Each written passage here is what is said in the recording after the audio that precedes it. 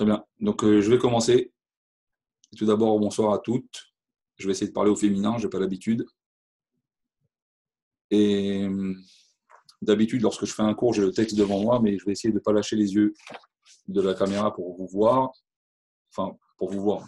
Non, parce que je ne vous vois pas, mais pour que vous puissiez garder le contact visuel. Et en même temps, de temps en temps, regarder à côté pour voir les notes, pour ne pas perdre le fil du cours. Et je pense qu'à la fin, celles qui voudront poser des questions avec plaisir. Je ne sais pas si j'aurai les réponses à toutes les questions. On va essayer ce soir de parler de comment réussir à faire du kirouv, comment réussir à rapprocher un juif à la Torah et un non-juif même.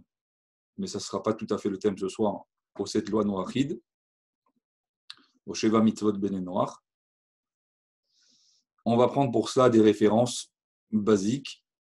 On va essayer de ramener quelques petites anecdotes.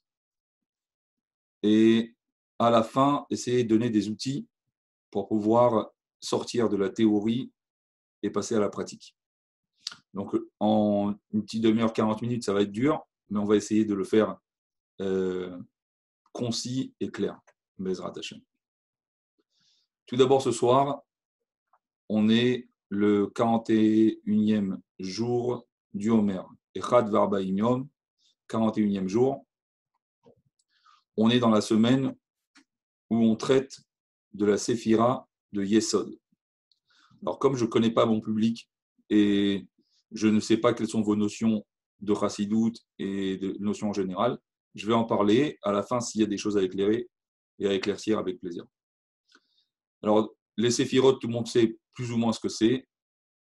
Donc, on a 10 séphirotes.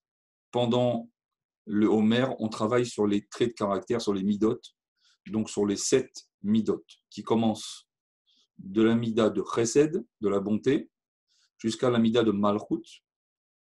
Et donc 7 fois 7, puisqu'il y a 7 jours par 7, donc ça fait 49 jours du Homer. Ce soir, on est donc dans la semaine de la Séphira de Yesod, l'avant-dernière Séphira, l'avant-dernière Mida. Et dans Yesod même, on est Be'ashgacha Pratit, Yesod chez Yesod. Alors on va essayer de développer donc la notion du Kirouv, du Havat Israël, et d'en faire un parallèle également, un rapprochement avec le Yesod. Tout d'abord, le Yesod, c'est quoi? Une des choses que représente le Yesod, c'est l'alliance. Yesod, c'est l'alliance, parce que Yesod, ça représente également, comme on lit dans le Patach Eliyahu avant le Mincha de vendredi Erev Shabbat, Yesod, c'est Hot Brit Kodesh. Ça représente l'alliance sacrée avec Akadosh Baruch Hu.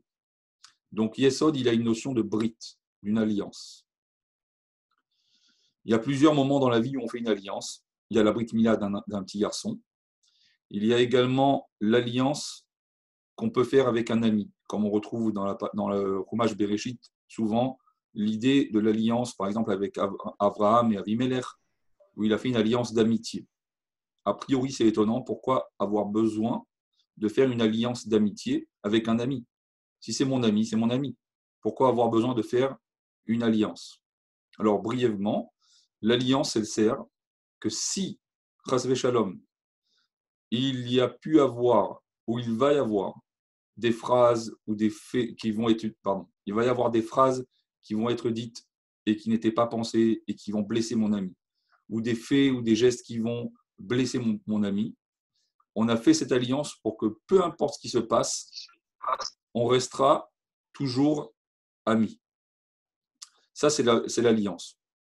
Une autre alliance qu'on fait, et que celles qui ne l'ont pas encore fait, je souhaite à toutes de le faire, c'est l'alliance du mariage. Le mariage, c'est aussi une alliance qu'on restera marié, comme Chas v'Shalom disent les non-juifs, pour le meilleur et pour le meilleur. Donc on est marié, on fait une alliance. Quoi qu'il arrive, on restera marié et on fera tout pour rester heureux et marié. Et même si Chas v'Shalom, il arrive que l'on fasse ou que l'on dise quelque chose qui ait pu blesser mon conjoint, parce que vous êtes des filles, donc mon conjoint, eh ben on restera toujours marié et on trouvera une solution. Ça, c'est Yesod. Mais Yesod, ça représente autre chose également. Ça représente le tzaddik. Comme est marqué, le tzaddik Yesod Olam. Donc la mida de Yesod, elle a plusieurs sens. Elle a le fait de l'engagement de l'alliance, la Brit. C'est une notion aussi qui représente le tzaddik. Yesod, ça représente aussi Yosef, qui est un des seuls qui est appelé parmi ses frères Yosef Ad-Tzadik. Et Yesod, comme ça représente le Tzadik, ça représente aussi le Emet, comme la tribu de Tif-Eret, qui est dans la même lignée de Yesod, qui est la ligne centrale. On a à droite, gauche et le centre, et au centre, on a Tif-Eret, qui est la tribu de Yaakov, le Emet, mais qui va aussi dans le Yesod, parce que le Tzadik, sa définition, c'est que tout ce qu'il fait, c'est Emet. Ça, c'est une petite parenthèse. La parenthèse du Yesod, qui est l'alliance et l'engagement, la vérité, et qui est également Yesod, le fondement, qui est le fondement et l'attachement, la hitkashrut. Et ça, c'est important de le retenir. Yesod, ça représente également les bases, les fondements, et hitkashrut, le lien et le rapprochement entre deux personnes. Le Rabbi nous explique dans une sikha en Tafshin Mem Aleph, 5741, qu'Akadosh Baruch Hu, il a créé dans son monde, chez les Chol Adam yesh mar'e yichudim mishelo. Chez les Chol Adam yesh mar'e yichudim mishelo, que chaque être humain, il a un aspect qui lui est particulier. C'est-à-dire que même si on va trouver des sosies, ou même si on va trouver des jumeaux qui se ressemblent pratiquement comme deux gouttes d'eau, il y aura toujours une différence physique entre chacun.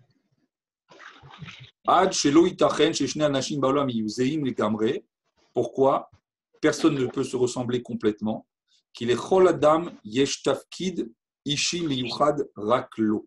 Car chaque être humain a une mission particulière qui lui revient et que le monde, que l'objectif et le but du monde ne peut être réalisé que par la particularité de cet être humain.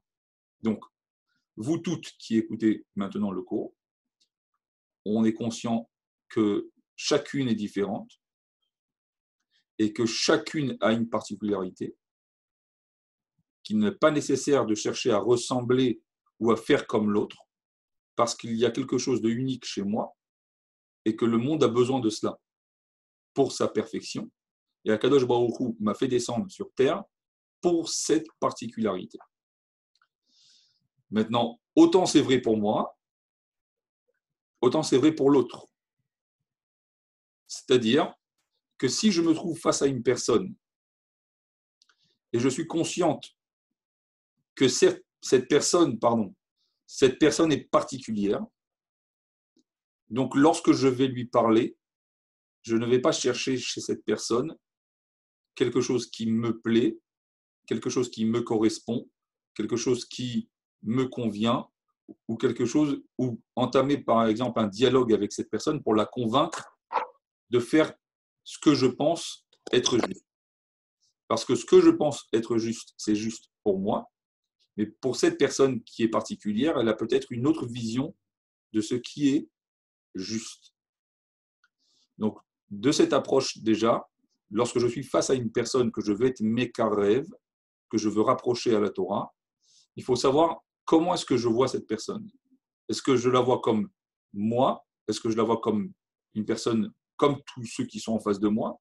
Ou est-ce que je la vois comme quelqu'un de particulier?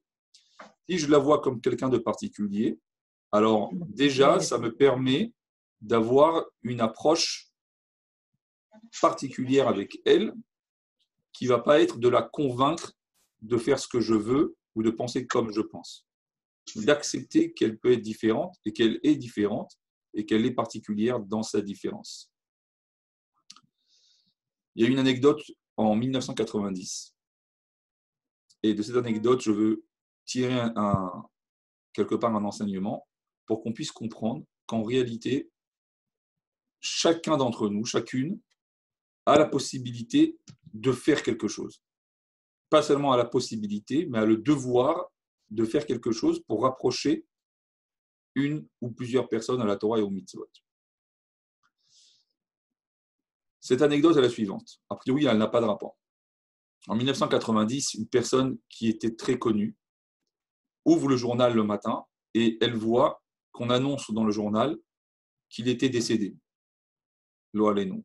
Il annonce de son décès. Il y a son nom, donc vous allez me dire, il y a plein qui ont le même nom. Il y a la date du décès et il y a son titre. C'est-à-dire qu'il était pas, c'était une personne qui était connue, donc il savait que c'était lui. Et dans ce journal, comme c'était une personne connue, donc ils ont marqué son nom, comme j'ai dit, la date, et en dessous, ils ont mis en titre qu'il était l'émissaire sur terre de l'ange de la mort. Qu'est-ce que ça veut dire? Cette personne-là, il a inventé la dynamite. Et donc, ça a causé, il n'a pas inventé la dynamite pour tuer du monde, mais de cette dynamite, ça a fait qu'on l'a utilisé dans les guerres et ça a fait tuer énormément de gens.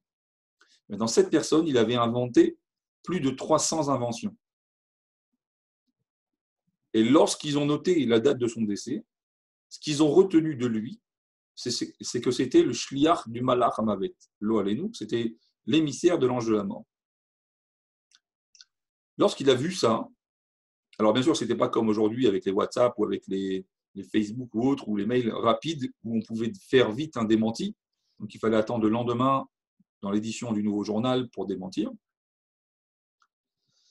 Ça lui a fait quand même quelque chose. On imagine si on est amené à lire ça de nos jours, ça fait un choc. Mais ce qui l'a choqué le plus, c'était le titre qu'on lui a mis. Shliach Shel Malach Hamavet, l'émissaire de l'ange de la mort.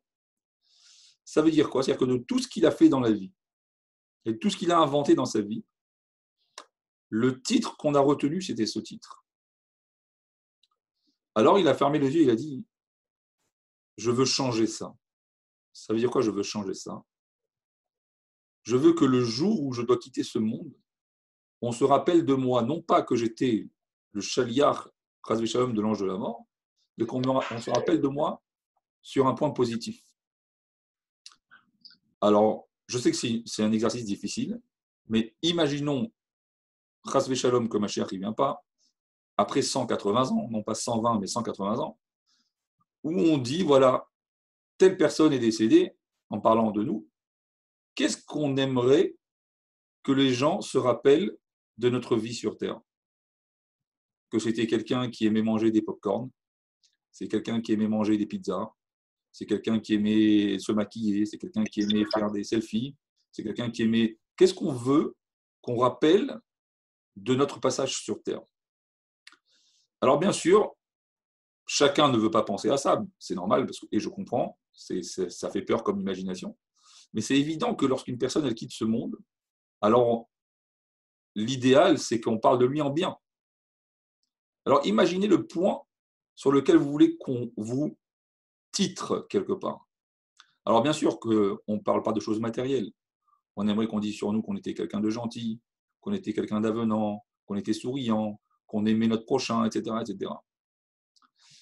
Donc, pourquoi cette anecdote? Parce que lui, lorsqu'il a vu son titre, alors il a décidé de changer et de faire en sorte que les gens se rappellent de lui d'une autre façon. Alors pareil, chacun d'entre nous.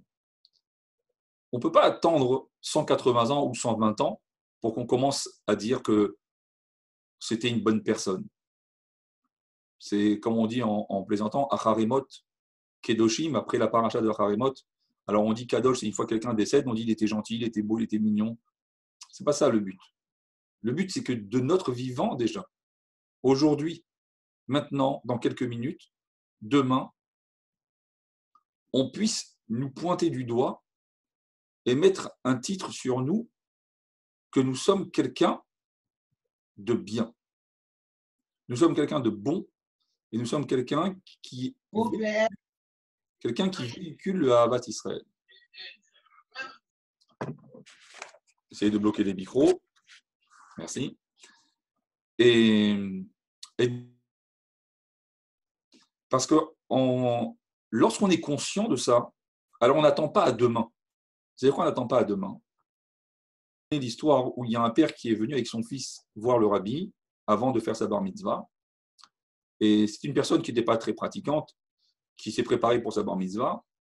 Et le rabbi lui demande, est-ce que tu es un passionné de football?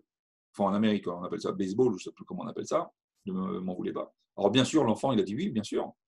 Il dit, quel est le groupe que tu soutiens, que tu supportes? Alors, il lui a dit tout de suite les Yankees, donc c'est le groupe new-yorkais que tout le monde soutient. Le rabbi dit très bien. Il dit, est-ce que ton père t'emmène voir ces matchs de foot? Il a dit, bien sûr. J'ai été il n'y a pas longtemps, justement, et d'ailleurs, ils ont très très mal joué, c'était une catastrophe. Et on a quitté le stade avant la fin du match. Avant la fin du match. Alors, Rabbi dit, ah, très bien. Et les joueurs aussi sont partis avec vous? Alors, l'enfant, tout de suite, il a répondu, bien sûr que non. Il dit, nous, on n'est que spectateurs.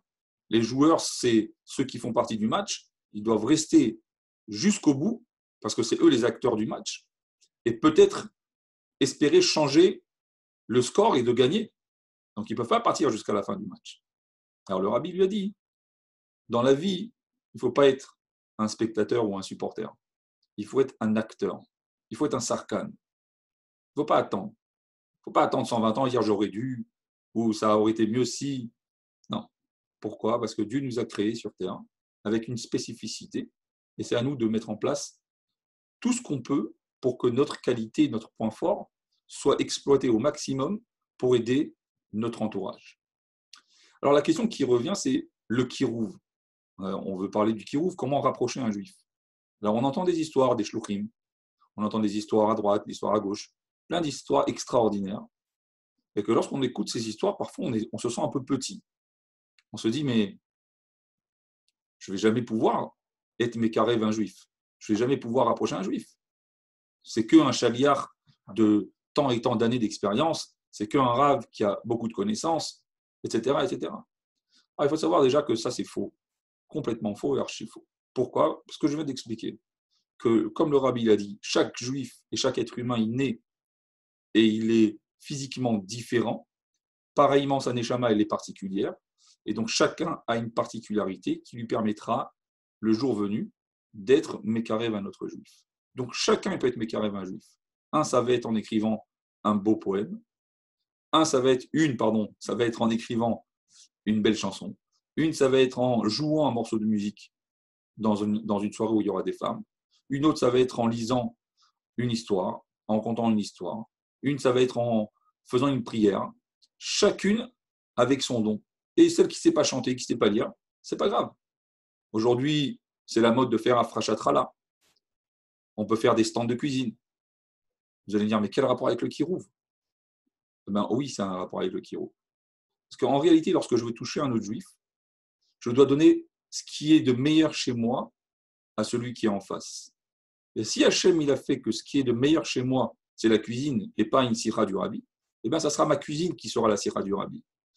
Et si l'autre il est plus fort en sira et qui ne sait pas cuisiner, eh bien, sa cuisine à lui, ça sera la sira du rabbi. Et comme ça, vous pouvez extrapoler chacun selon ses qualités. Lorsqu'on est en shlichut, alors bien entendu, il y a plein d'anecdotes. Le kirouv, lorsqu'on est en Israël, il est particulier. Nous, on n'a pas trop affaire aux Israéliens parce qu'on est un bet rabat francophone à Tel Aviv, donc on a souvent affaire aux francophones. Mais il arrive que l'on ait affaire aussi à des Israéliens. Pourquoi? Parce qu'il y a des francophones qui se marient avec des Israéliens. Et donc, dans notre travail de shlichut, on a soit besoin de marier ces gens, soit de faire une hadracha pour les préparer au mariage.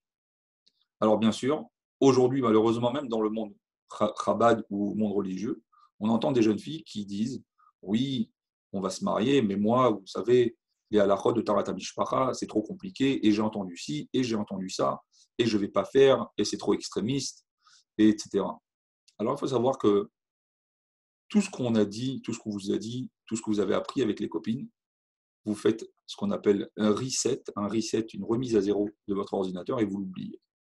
Par contre, vous priez à Kadosh Baruch Hu très fort de vous donner une madricha qui saura vous faire passer le message. Donc, dans la shlichut, on est amené à recevoir des gens. Et parfois, on reçoit des gens de familles très connues en Israël. Et une fois, mon épouse a reçu une femme qui était une jeune fille israélienne qui se marie avec un francophone. Et un nom de famille très connu dans le commerce ici en Israël, une famille très religieuse. Donc on s'attendait à trouver quelqu'un de pratiquante. Mais cette fille, lorsqu'elle arrive pour prendre le cours chez ma femme, pas du tout pratiquante, complètement, elle arrive avec des préjugés complètement extrêmes et elle fait le cours de la Hadracha uniquement pour pouvoir amener une attestation à la Rabbanout pour pouvoir se marier, mais avec aucune intention de mettre en pratique les halachot. Elle s'assoit avec ma femme, donc déjà elle arrive, comme Baruch Hashem, chez Chabad, les femmes font attention à elle, les jeunes filles aussi, j'espère en tous les cas. Et donc déjà elle était choquée, elle rentre, elle croyait que c'était la fille du rabbin et qu'elle attendait la maman avec un foulard de l'époque et une house coat, ou je ne sais pas comment on appelle ça, une robe de maison. Donc non, ma femme, elle se présente, et déjà, elle était surprise. Et ensuite, elles s'asseyent ensemble, elles discutent, elles parlent, et comme ça, petit à petit, même si ma femme, elle ne sait pas spécialement faire des sirotes en public, elle ne sait pas faire des conférences, ou elle n'a peut-être pas envie de les faire, ou c'est peut-être pas encore le moment, elle ne sait peut-être pas jouer de la musique, ou peut-être qu'elle ne sait pas faire à manger. Enfin, je vous rassure, elle sait faire à manger. Mais même si on va parler d'un cas où cette personne ne sait rien faire, par contre, s'asseoir avec une autre personne en face, de parler gentiment et d'expliquer les choses gentiment, avec douceur, ça a suffi, Baruch Hashem, à ce que cette personne, lorsqu'elle termine le cours, elle décide de, oui, mettre en pratique les halachot. Et pas seulement ça, mais elle a été tellement contente que le jour du mariage, elle a couru, elle a attrapé ma femme, elle s'est battue pour le jour de son mariage, donc elle était, en général, une kala, elle est occupée. Elle s'est cassé la tête de prendre ma femme et de la présenter à sa mère et à toute sa famille, tellement qu'elle était fière. Ça veut dire quoi? Ça veut dire que le kirouv, il se fait avec mes qualités et en respectant les qualités de celui qui est en face de moi. Lorsqu'on a en face de nous un non-pratiquant en France, en général, c'est quelqu'un qui n'a jamais pratiqué. En Israël, lorsqu'on est face à un non-pratiquant, on peut être face à quelqu'un qui était ultra-orthodoxe, qui était très religieux. Et celui-là, lorsqu'il rejette la Torah, alors c'est très dur. Maintenant, pourquoi ces gens-là rejettent la Torah? Il y a plein de raisons. Donc, est-ce que moi, je suis capable de me mettre à sa place et de le comprendre? Est-ce que je suis capable de le regarder et de ne pas le juger? Est-ce que je suis capable de le voir en face de moi et d'accepter que c'est, comme le rabbi a dit, Tinok chez Nishba, c'est un enfant qui a été isolé, mis en prison et isolé de toutes ses qualités de l'étude de la Torah, ou même si, dans le cas, comme j'ai dit, il a appris la Torah et les mitzvot. Mais comme on l'a mal éduqué, comme une personne qui a raconté à mon épouse que lorsqu'il était petit, c'était un témani très très religieux, mais son professeur, il lui tirait les périodes à chaque fois. Un jour, il a craqué, il est parti. Il a tout laissé tomber. Une autre fois, il y a une personne qui a fait une bar mitzvah au Bet Rabban, et j'ai vu que dehors, il y avait une personne de la famille qui ne rentrait pas. Donc je l'ai invité à rentrer. On a sympathisé, on a rigolé un peu, et finalement, il est rentré. Et il m'a dit, c'est la première fois que je rentre dans une synagogue depuis ma bar mitzvah. Je dis, pourquoi? Parce que le jour de ma bar mitzvah, je suis monté lire la Torah. J'ai fait une faute et on m'a mis un coup de pied au derrière. Et depuis, j'ai couru, je suis descendu de la Teva et je me suis sauvé, je ne suis plus rentré dans une synagogue. Donc ces gens-là, ils ont un vécu, ils ont un passé. Ou encore une autre fois, il y avait un mariage où j'ai fait un Dvar Torah à la synagogue et le papa du Khatan, il m'a dit, vous avez réconcilié ma femme avec les rabbins et la synagogue. Pourquoi? Parce qu'il y a eu un enterrement, lo aleinu, dans sa famille. Ça s'est mal passé avec un rabbin. Et depuis, elle a fait un braquage. Elle s'est fermée contre les rabbins. Donc, si je vois la personne qui est en face de moi, et je comprends que la personne qui est en face de moi, elle est différente de moi, et c'est possible que sa mission à lui, ce n'est pas d'être religieux comme moi. C'est possible que sa mission, ce n'est pas d'être rabbin. C'est possible que sa mission à lui, c'est uniquement d'observer une seule mitzvah. Alors, si je suis capable de voir la personne différente et de chercher un kav srout, de chercher une circonstance atténuante, alors le kirouv peut exister. Alors pour ça, Pour cela, il faut être capable de ne pas attendre de sortir en shlichut pour travailler sur le kirouv. C'est comme les gens qui disent « je vais me marier et je vais faire du kirouv différemment. Je vais me marier et je vais apprendre à vivre avec mon mari. Je vais me marier et je vais changer. Je vais me marier et je vais apprendre à faire à manger. » Bon, c'est vrai aussi, mais ce n'est pas la peine d'attendre.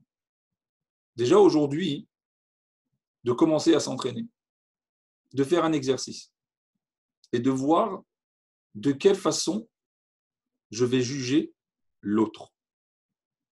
Alors vous allez me dire, peut-être qu'on est dans un séminaire, on n'est pas sur le terrain, etc. Ce n'est pas la peine d'aller chercher très loin. Ce n'est pas la peine d'aller chercher un étranger pour savoir est-ce que j'arrive à accepter la différence. Ce n'est pas la peine d'aller chercher loin. Restez à côté de chez vous. Regardez vos frères et sœurs. Regardez vos parents, vos frères et sœurs, vos cousins, vos cousines, vos voisins, vos voisines, les gens que vous fréquentez autour de vous. Essayez de voir, lorsque vous avez un premier jugement réflexe, qui est un jugement négatif, essayez de faire un effort et de chercher un point positif. Alors vous allez me dire, oui, mais il faut chercher, c'est fatigant. C'est vrai. C'est vrai qu'au début, c'est une gymnastique, c'est un effort à faire. C'est vrai que le Yetzer Hara, par réflexe, il nous pousse plus facilement à juger négativement. C'est pas grave. Aujourd'hui, on fait un effort. On réfléchit et on cherche à trouver un point positif. Demain à nouveau, après-demain encore une fois. Et petit à petit, comme est marqué dans le Tanya, Regilut Naasa Teva Shenit. Petit à petit, cette habitude de voir positivement et de chercher un point positif chez l'autre, ça devient une habitude chez nous. Alors, vous allez me dire, oui, bon, c'est très beau, c'est pour les chassidim ou les tzadikim. Et c'est vrai que c'est très beau. C'est vrai que c'est pour les chassidim et les tzadikim. Mais on ne cherche pas à être chassid ou tzadik. On cherche peut-être à être Benoni. Mais peu importe, sans mettre le niveau très haut, faites un effort, une fois par jour, de regarder quelqu'un que vous avez mal jugé et de chercher à le juger positivement. De faire l'effort de chercher à le juger positivement. Et de chercher, même si c'est compliqué de trouver un point positif.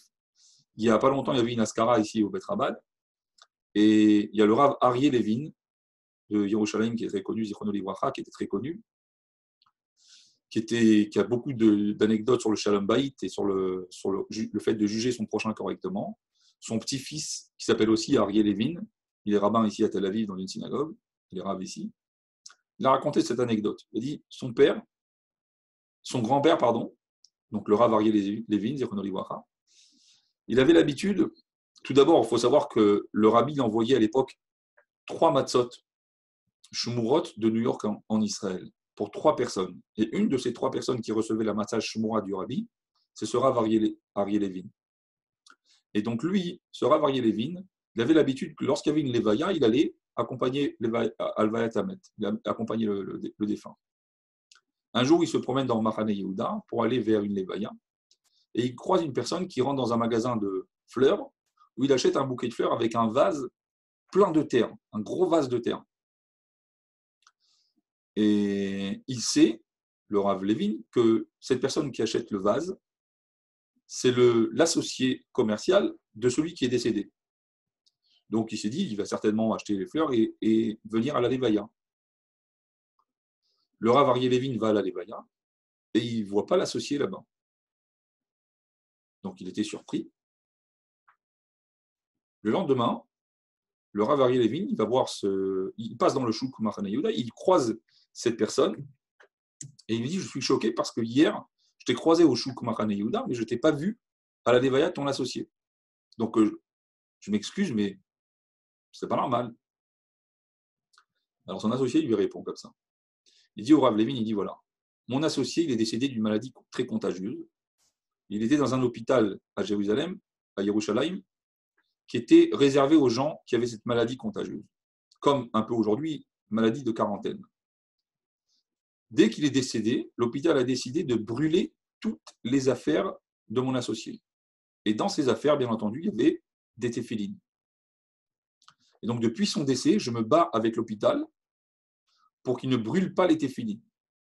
Jusqu'au moment où j'ai trouvé une proposition d'acheter un gros vase de terre avec une fleur, avec des fleurs, peu importe, et d'enterrer les téphilines dans ce vase de façon à ce qu'on ne les brûle pas.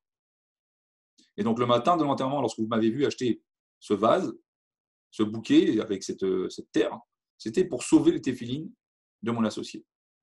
Donc le Rav Aryeh Levin, lorsqu'il a entendu cette anecdote, a dit « J'aurais pu essayer de chercher, moi, un kafsrout, une possibilité de trouver une circonstance atténuante.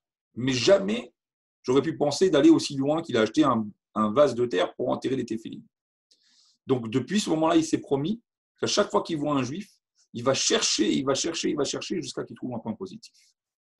Et donc, je vois que le temps, il va très vite, ça fait déjà presque 35 minutes, 30 minutes, donc je vais essayer d'abréger.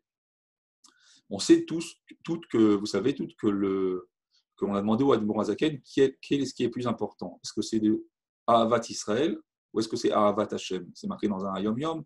Est-ce que c'est préférable? Est-ce que c'est plus important d'aimer un juif ou d'aimer Hashem? Alors le Admor Hazaken, il a répondu que aimer un juif, c'est plus important parce qu'on aime celui que Hashem il aime. Donc c'est plus important.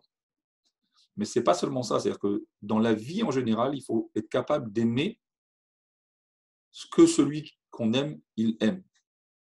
Ça veut dire que des fois, on n'a pas envie de faire certaines choses, ou on n'a pas envie d'étudier certaines choses, mais celui que j'aime, il aime cette étude, ou il aime cette chose-là. Alors est-ce que je vais être capable de faire quelque chose que je n'aime pas faire pour pouvoir permettre à celui que j'aime d'être bien et d'être proche de lui? Alors, ce sujet-là, c'est un sujet que je devais développer longuement, mais le temps va trop vite. Donc on va résumer comme ça. Pour faire un kirouv, comme on a dit, chacun il a ses facultés, chacun il a ses capacités. Chacun il doit s'habituer à chercher un point positif chez son prochain. Alors, même si on n'est pas aujourd'hui en shlichut, lorsque dans la journée, vous finissez votre journée, vous allez faire Shema Israël avant de dormir, on fait ce qu'on appelle un cheshbon nefesh, on fait un bilan de la journée. Prenez une feuille et notez une personne ou un événement que vous avez jugé négativement. Et essayez de faire l'effort de trouver quelque chose de positif. Au début, ça va être dur. Après, ça sera de moins en moins dur, jusqu'à ce que ça deviendra un réflexe. Et lorsque vous allez créer ce réflexe, ça va vous permettre de pouvoir faire un kirouv plus facilement. Parce que lorsque vous allez voir quelqu'un qui ne fait pas Shabbat, qui ne mange pas kasher, ou qui fait quelque chose qui n'est pas à faire, alors vous n'allez pas le juger tout de suite négativement. Vous allez chercher par réflexe, parce que vous vous êtes habitué déjà aujourd'hui, vous allez chercher le point positif qu'il y a chez cette personne. Et en général, pour pouvoir s'attacher à une personne, pour pouvoir être émette avec une personne, comme j'ai dit au début, la tribu de Yesod, que Yesod c'est le fondement, que Yesod c'est la base, que Yesod c'est l'alliance, que Yesod c'est le émet, c'est la vérité, mais Yesod c'est également l'alliance dans le couple, l'alliance avec une amie, et cette alliance elle se fait, c'est ce qu'on appelle Itkashrut. Et en hébreu, Itkashrut, c'est les mêmes lettres que Tikshoret. Itkashrut, c'est s'attacher à une personne. C'est le Yesod chez Yesod. Et Tikshoret, c'est la communication. Les takshers. Donc finalement, si je veux être capable de juger quelqu'un, je dois être capable de dialoguer avec lui. Si je veux être capable de dialoguer avec lui, il faut que je sois capable d'accepter le Hémet et de chercher le Hémet. Si je veux savoir c'est quoi le Hémet, j'ai besoin de dialoguer, comme j'ai dit. Mais c'est quoi dialoguer? Dialoguer, ce n'est pas un monologue. Ce n'est pas que je suis seul à parler à la personne pour l'écarrer voto, pour le rapprocher. Je vais être là à côté de lui, je vais débiter pendant 2 heures. Non, c'est une erreur. Parfois, rentrer en communication avec une personne et de rapprocher quelqu'un à la Torah et au mitzvot, c'est uniquement de le faire exister. Et faire exister une personne, c'est d'être capable de dialoguer avec lui. Et c'est quoi, lorsque je dis dialoguer, c'est que dans un dialogue, on ne peut pas avoir 2 personnes qui parlent en même temps. Sinon, c'est une cacophonie. Dans un dialogue, il y a besoin d'une personne qui parle et une personne qui écoute. Celui qui existe le plus, c'est celui qui parle. Celui qui est dans l'abnégation et dans l'humilité, dans l'effacement, c'est celui qui écoute. Alors vous allez me dire, celui qui écoute, il est rien finalement. Il dit, c'est vrai. Mais sans ce rien, l'autre ne peut pas parler. À part s'il parle au mur ou à Zoom, comme moi, j'ai l'impression que je parle tout seul. Enfin, j'espère que vous écoutez. Et donc, le fait de créer cette tikshorette, de créer ce dialogue, ça permet de mieux se comprendre, de mieux se connaître et de mieux apprécier l'autre. Et finalement, ce Yesod, c'est Shebe Yesod, qui est ce soir, la Mida de ce soir, qui est le fondement du fondement, l'alliance de l'alliance, le lien du lien, et la tikshorette, la communication de la communication, c'est en réalité la clé de toutes les disputes et toutes les incompréhensions qu'on peut avoir dans la vie. Ça peut être les disputes entre copines, ça peut être les incompréhensions entre nos parents et nous. Alors, lorsqu'on est incompris de nos parents, on claque la porte et on va s'enfermer dans sa chambre. Lorsqu'on est incompris de notre professeur, de notre ave, pareil, on va partir, on va écouter de la musique, on va s'évader, on va se sauver. Lorsque demain, vous allez vous marier, vous allez être face à votre mari, lorsqu'il y aura une incompréhension ou qu'il aura dit quelque chose qui vous aura blessé, ou que vous avez dit quelque chose et qu'il ne vous a pas compris, donc il y a un manque de tikshorette, le réflexe, il est de s'enfermer, de pleurer et de se retirer. En réalité, Yesod Shebe Yesod, ça nous apprend que non. Que si on veut laït kashrut, si on veut s'attacher à une personne, si on veut se lier à une personne, on a besoin de parler.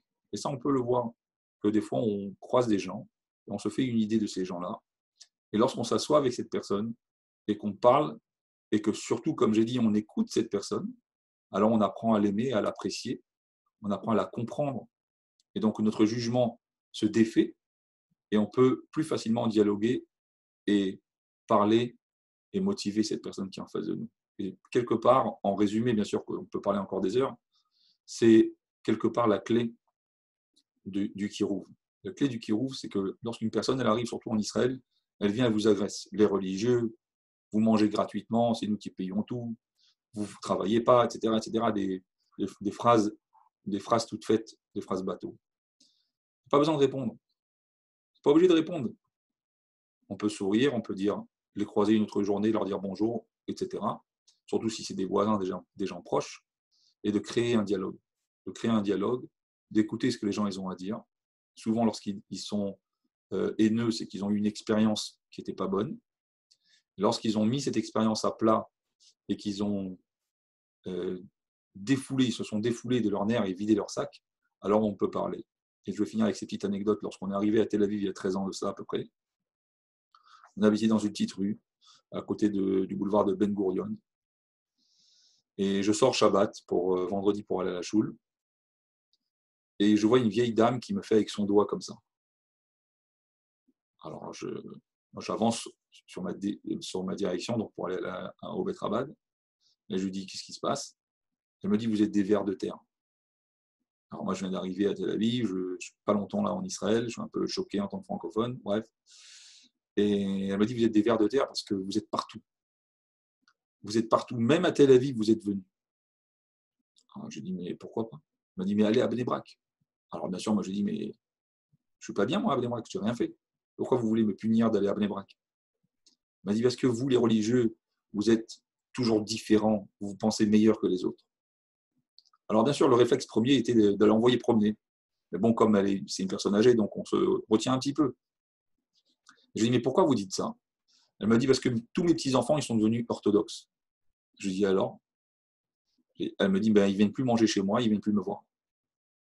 Alors bien sûr que ce n'est pas une raison, mais c'était ce qu'elle vivait. Donc pour elle, elle s'était écartée d'eux et elle était sur Tel Aviv et eux, ils étaient à Bnei Brak. Et ensuite, en discutant avec elle, elle me dit qu'elle a des amis, des associés à elle au travail, qui sont très religieux et qui viennent manger chez elle et qui sont très proches. Et donc, à la fin de la discussion, elle a compris que finalement, ce n'était pas un conflit religieux par religieux. C'était un conflit de famille qui peut se passer chez des religieux comme chez des non-religieux. Et comme dans son cas, elle, qui n'était pas religieuse, avec son autre famille, le reste de sa famille qui était religieuse. Et donc, après cette discussion, on a tout mis à plat. Je l'ai quittée en disant Shabbat Shalom. Et comme c'était une voisine, je la voyais tous les jours, on se disait bonjour avec un grand sourire. Mais le première approche, c'était de vider son sac de son mécontentement. Et lorsqu'on est capable donc de s'arrêter, d'écouter, de ne pas prendre personnellement les choses, de comprendre que chacun il est différent, et de prendre du recul de sourire et de dire bonjour, de dire au revoir, d'être poli. Alors ça, c'est le plus grand des kirouv. Parce que selon notre conduite, comme le Rabbi dit, on voit que c'est un chassid qui marche, c'est un chassid qui pense, c'est un chassid qui mange, c'est un chassid qui parle. Et ça, c'est important pour pouvoir faire du kirouv. Ce kirouv-là, on ne le fait pas lorsqu'on est en shlichut, on le fait tous les jours de notre vie, dans notre attitude. N'attendez pas d'être marié, n'attendez pas d'être en shlichut pour pouvoir faire du kirouv. Le kirouv, on peut le faire toute notre vie, même si on n'est pas en shlichut officiel, dans notre conduite, dans notre façon de nous habiller, dans notre façon de manger. Toutes ces choses-là, c'est un kirouv. Et Kadosh Baruch Hu, il nous donne la force d'être capable de faire une kashrut, un lien avec tous ceux qui sont autour de nous, à travers la tikshoret, à travers la communication, et que dans notre conduite et dans notre façon d'être, et surtout dans notre façon de juger, même si on ne doit pas juger a priori. Si déjà on juge, alors de juger toujours les kafsrout, et qu'on, grâce à cela, Bezrat Hashem, on amène à Avat Rinam, l'amour gratuit, et on puisse se retrouver tous à Yerushalayim dans le 3e Beth Amikdash, avec le Rabbi à notre tête, Bekar Mamash. Merci beaucoup, j'espère que ça a été agréable et que vous avez bien suivi. 18h, d'accord. 2 rendez-vous suivis, d'accord. Merci beaucoup. De rien. Merci Je sais beaucoup. pas, il y a Mendy à Hyper table, intéressant. alors je sais Hyper pas, je viens de intéressant. commencer, j'étais en retard, ça commence à 19h. Merci beaucoup. Je t'embrasse, Katou. Il y a un truc éducation de parents et une seule voix. Bon, d'accord.